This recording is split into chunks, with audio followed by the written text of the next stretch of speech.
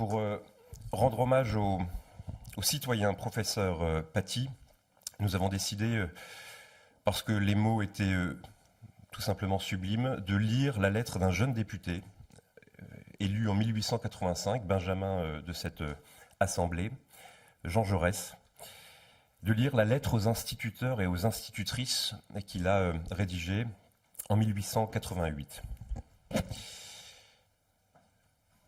Vous tenez en vos mains l'intelligence et l'âme des enfants. Vous êtes responsables de la patrie. Les enfants qui vous sont confiés n'auront pas seulement à écrire et à déchiffrer une lettre, à lire une enseigne au coin d'une rue, à faire une addition et une multiplication. Ils sont français. Ils doivent connaître la France, sa géographie et son histoire, son corps et son âme.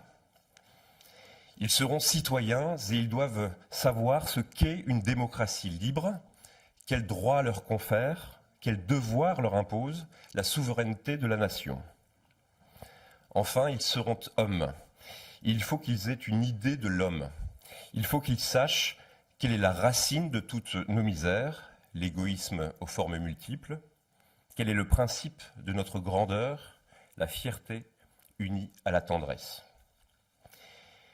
Il faut qu'ils puissent se représenter à grands traits l'espèce humaine, domptant peu à peu les brutalités de la nature et les brutalités de l'instinct, et qu'ils démêlent les éléments principaux de cette œuvre extraordinaire qui s'appelle la civilisation. Il faut leur montrer la grandeur de la pensée, il faut leur renseigner le respect et le culte de l'âme en éveillant en eux le sentiment de l'infini qui est notre joie et aussi notre force, car c'est par lui que nous triompherons du mal, de l'obscurité et de la mort. Et quoi? Tout cela a des enfants. Oui, tout cela, si vous ne voulez pas fabriquer simplement des machines à épeler.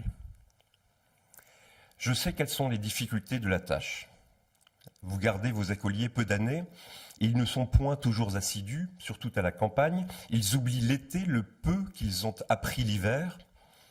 Ils font souvent au sortir de l'école des rechutes profondes d'ignorance et de paresse d'esprit, et je plaindrai ceux d'entre vous qui ont pour l'éducation des enfants du peuple une grande ambition, si cette grande ambition ne supposait un grand courage. Sachant bien lire, l'écolier, qui est très curieux, aurait bien vite, avec 7 ou 8 livres choisis, une idée très générale, il est vrai, mais très haute de l'histoire de l'espèce humaine, de la structure du monde, de l'histoire propre de la Terre dans le monde, du rôle propre de la France dans l'humanité. Le maître doit intervenir pour aider ce premier travail de l'esprit. Il n'est pas nécessaire qu'il dise beaucoup, qu'il fasse de longues leçons. Il suffit que tous les détails qu'il leur donnera concourent nettement à un tableau d'ensemble.